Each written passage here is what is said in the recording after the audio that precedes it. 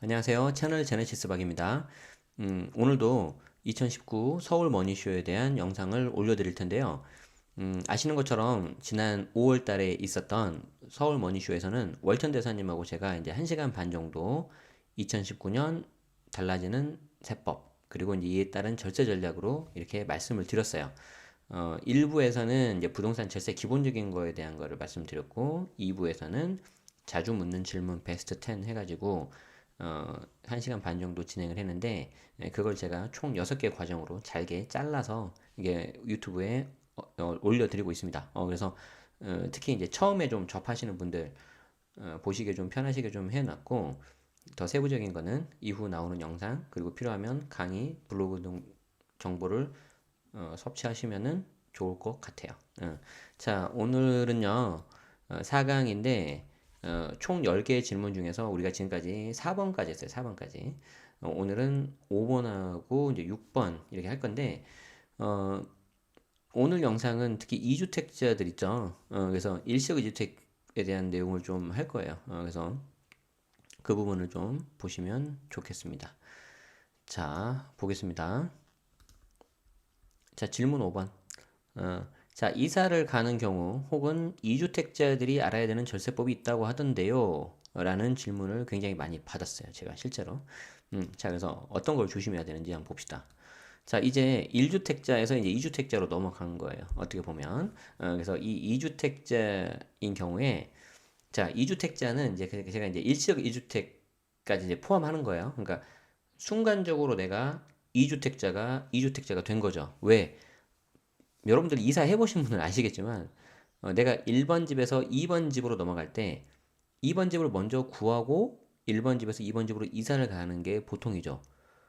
그렇잖아요. 1번 집에서 갑자기 오늘까지 살다가 땡 하고 뭐 짐은 다 컨테이너에 집어넣어놓고 2번 집으로 이사 가나요? 이제 물론 아주 이제 드문 경우로 그렇게 할 수 있지만 일반적으로는 그렇게 안 한다는 거예요.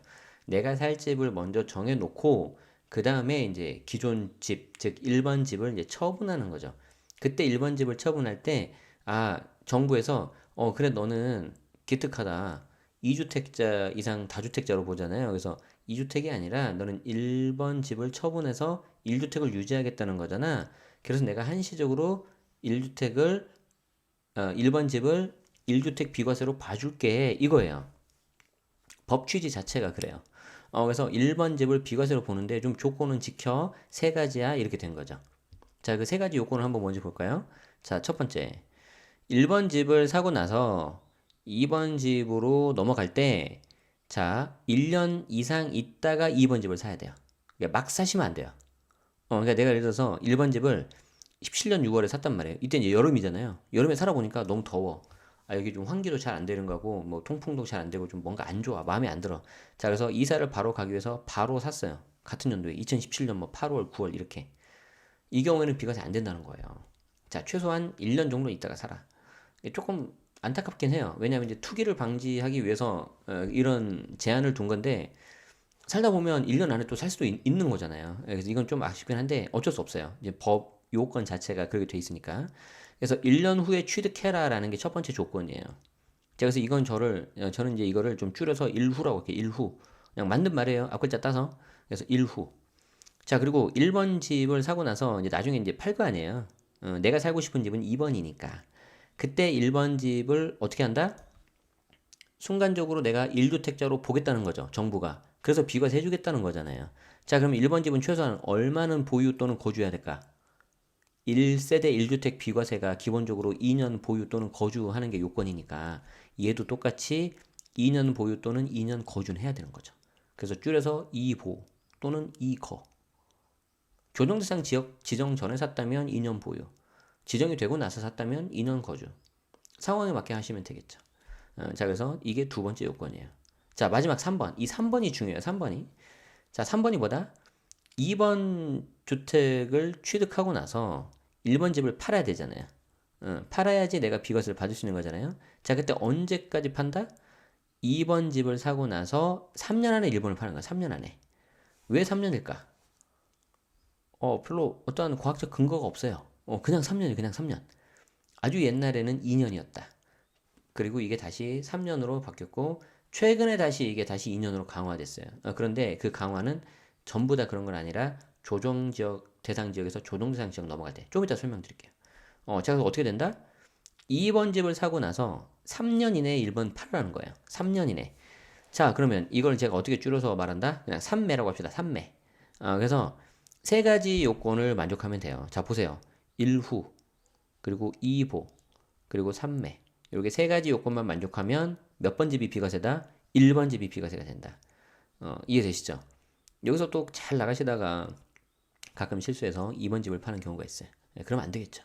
그래서 1번 집을 파셔야 되는 거예요. 자, 그래서 이렇게 하면 1번이 이제 비과세가 된다는 건데, 여기서 이제 조금 더 이제 정부가 디테일하게 좀 들어갑니다. 항상 큰 기준이 있어요. 실거주자에 맞게 하겠다. 그러니까 너가 실거주자라면 굳이 1번 집을 3년이나 가지고 있을 필요가 있냐? 2번 집을 사자마자 1번 집은 바로 빨리 팔아라. 그런데 현재 기준이 기존 기준이 3년이기 때문에 뭐 이걸 1년으로 줄이면은 좀 그러니까 2년으로 줄여줄게. 이렇게 된 거예요. 그리고 전체가 그런 게 아니고 조정 대상 지역에서 조정 대상 지역으로 이동할 때 2년 안에 파는 걸로 하겠다. 이렇게 되는 거죠.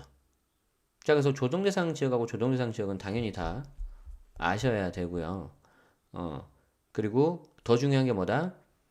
이때 조정에서 조정 이동할 때 1번 주택을 3년이 아니라 2년에 팔라고 했는데 언제부터 시행이다? 이 2번 주택이 작년 9.13, 그러니까 2018년 9월 13일 이후에 취득한 경우에는 그때는 바로 들어가요. 그렇기 때문에 여기 사례에서는 2번 주택이 9.13 전에 했죠. 그렇기 때문에 괜찮고요. 9.13 이전에 계약만 먼저 하신 분이 있어요. 계약만 먼저 하신 분은 종전 규정으로 적용이 된다. 그러니까 결국 3년 이내에 파시면 되겠죠. 근데 지금은 이미 이제 9.13 지났으니까 지금 이제 2번 주택 계약을 하고 취득하셨다면은 기존 1번 집은 3년이 아니라 2년 안에 팔아야 되는데 단 조정에서 조정으로 이사 갈 때, 조정에서 비조정, 비조정에서 조정, 비조정에서 비조정. 이때는 그냥 종전 규정 3년 그대로 하면 되겠죠. 그래서 요거 아시면 될 것 같아요. 자, 일단 이게 머릿속에 있어야 돼요. 이게 돼야지 그 다음 4번으로 넘어갈 수 있어요. 4번이 되게 복잡하거든요. 자, 그래서 이거 지금 잠깐 이렇게 좀 보면서 좀 숙지하시면서 이게 어떻게 또 이게 변형될지 한번 보는 게 이제 관전 포인트입니다. 자, 보세요. 자, 6번이구나 질문이. 자, 우리가 아까 5번이었네요. 자, 5번 질문에서 이제 6번으로 넘어갈게요. 자, 그런데 21년도부터 1주택자가 되고 나서 비과세 받는 법이 바뀐다고 하던데요. 1주택자가 되고 나서 비과세 받는 법이 바뀐다. 자, 어떻게 바뀌나 봅시다. 자, 다시 앞에 사례를 봐요. 자, 1번을 17년 6월에 사고 2번을 18년 7월에 샀어요. 그리고 1번을 19년 11월에 샀어. 자, 이때 1번이 비과세가 되는지 안 되는지를 보려면 몇 개만 알면 된다? 세 가지. 세 가지. 이 세 가지 요건이 뭔지 알면 되는데, 자, 보세요. 1년 후에 샀어요, 안 샀어요? 1년 후에 샀죠. 17년 6월에 샀고, 2번은 18년 7월에 샀으니까. 이건 됐네. 자, 그리고 1번 주택을 17년 6월에 사는데, 2년이 지난 19년 11월에 파는 거니까, 2보. 이거 됐겠죠. 이때 뭐 거주 요건 안 들어갔잖아요. 17년 6월이니까. 그쵸? 자, 그리고 마지막 2번 주택을 사고 나서 3년 이내에 얘를 매도했는지 보세요. 2018년 7월이잖아요. 여기 B 아니죠. 2번 주택 2번이죠. 여기 오타예요. 자, 18년 7월에 사고 3년이 되기 전인 19년 11월이니까 3매 이 요건도 만족한다 안 한다? 만족하죠. 자, 그래서 1번 주택 팔면 비과세 될까요? 안 될까요? 되죠. 세 가지 요건 다 만족하니까. 문제 없죠? 이건 아까 조금 전에 봤던 거랑 똑같잖아요. 그죠? 자, 오케이. 자, 그 상태에서 이제 2번 주택을 2년이 지난 2020년 7월에 만약에 판다고 가정을 해봐요. 1번 비과세 받고 2번 주택이 이제 하나 남은 거잖아요. 그럼 얘도 1가구 1주택 비과세를 받을 수 있잖아요. 그죠? 자, 그럼 얘는 요건이 뭐가 되죠? 얘는 2년 보유만 하면 되겠죠. 여기 파리대책 전이 샀잖아요. 그렇기 때문에 거주 요건 안 들어간단 말이에요. 자, 그래서 2번 주택 비과세 가능하냐? 2020년 7월에 팔면. 돼요, 안 돼요? 되죠. 1주택 상태에서 2년 보유했으므로 가능해요. 가능해요. 그래서 1번도 비과세, 2번도 비과세. 이렇게 하면 꽤 많은 금액이 절세가 될 거예요. 자, 여기까지 좋아요. 자, 여기까지 좋은데 제가 이 사례를 살짝 틀어봤어요. 자, 이렇게 해볼까요? 1번 집을 아까 사례에서는 여기 보시면 19년 11월에 팔았는데 그게 아니라 1번 집을 20년 1월에 팔았다고 가정해 봅시다. 자, 1번 비과세 될까 안 될까? 자, 1후 되죠. 2보. 제가 짧게 할 거예요. 그리고 2번 사고 나서 3년이 아직 안 지났으니까 1번 비과세 된다 안 된다? 된다. 자, 그래서 2020년 1월에 1번을 팔면 비과세 이 경우에 된다 안 된다? 얘는 된다. 이거 여기까지 좋아요. 자, 그 다음에 2번 주택을 20년 7월에 팔면 아까 비과세가 됐었죠. 자, 그런데 이걸 타이밍을 놓쳐버린 거죠. 아니면 별로 생각이 없거나 그랬다가 21년 1월에 2번을 팔았다고 가정을 해봅시다. 자, 이때 중요한 날은 요거. 2020년 1월. 2021년 1월. 죄송해요. 2021년이에요. 2021년 1월이 되게 중요한 게 뭐냐면 이때 1주택자 비과세의 보유 기간 계산하는 게 바뀌어요. 그래서 최종적으로 남은 1주택이 된 그 시점부터 2년 보유를 다시 해라 이거예요. 자, 무슨 말이냐면 자, 1번 취득했고요. 2번 취득했어요. 28년 7월에. 이때 2주택 됐죠. 자, 그리고 계속 2주택 상태가 쭉 유지되다가 1번을 팔았어요. 그러면 20년 1월에 1번을 팔면 그때부터 이 사람은 순수하게 2번 주택 하나만 갖고 있는 1주택자가 된 거죠. 그때가 언제죠? 2020년 1월이 되는 거죠. 이때부터 몇 년 가지고 있어라? 2년. 이때부터 다시 카운트하라는 거예요. 취지가.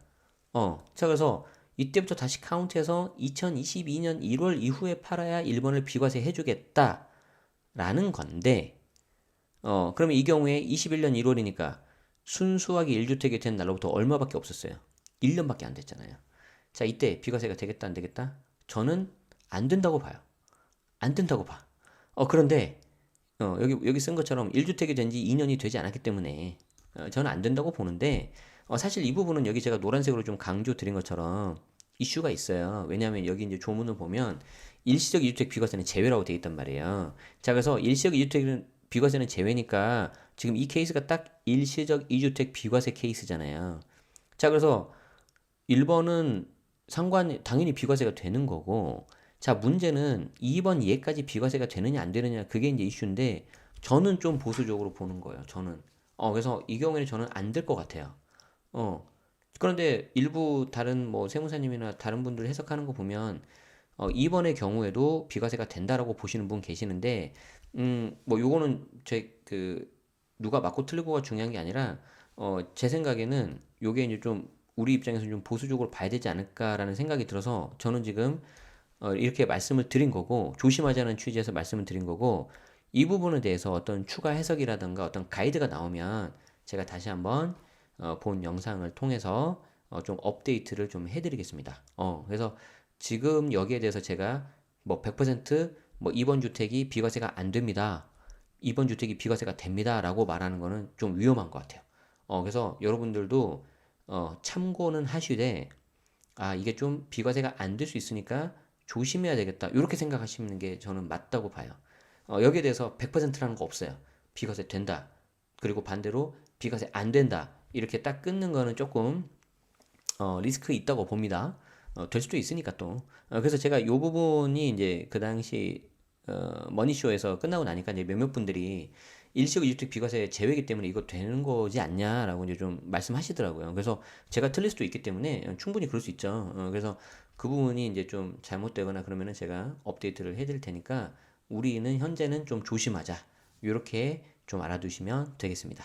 네. 그래서 제가 아까 처음에 말씀드린 것처럼 머니쇼 그 내용하고 이제 다 거의 90% 이상 동일하게 가는데 이런 디테일한 거에 있어서 조금 약간 더 제가 추가 설명드릴 게 있어서 이게 유튜브에 좀 올려드리게 됐어요. 그래서 그 부분 잘 이해해 주시고 감안해 주시면 좋겠고요. 혹시 뭐 이렇게 더 잘 아시는 분께서 저한테 도움을 주실 수 있다면 이게 좀 알려주시면 저도 이제 그 해당된 내용을 바탕으로 해서 이렇게 좀 공유 드리면 될 것 같아요.